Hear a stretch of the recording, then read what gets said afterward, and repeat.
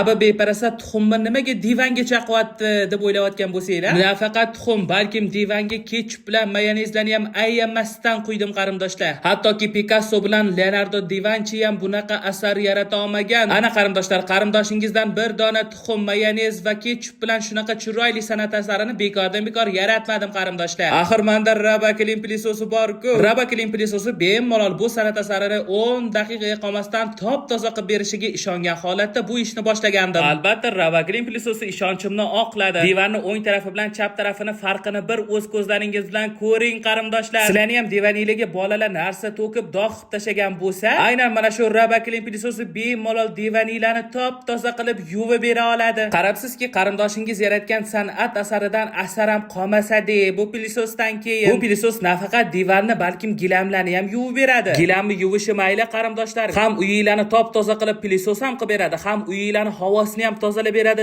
Monaga funksional pilisos bu Rabaklin. Haqiqatan olamiz deydigan bo'lsanglar, pastdagi havola orqali telefon raqamingizni qoldirsangiz 24 soat ichida sizga o'zlari aloqaga chiqishadi. Aytgancha qarindoshlar, pilisos olayotgan paytingiz reklamani qarindoshim Feruzbekdan ko'rib olganman deydigan bo'lsanglar, sizlarni o'zi ham mana shunaqangi ajoyib sovg'alar kutmoqda.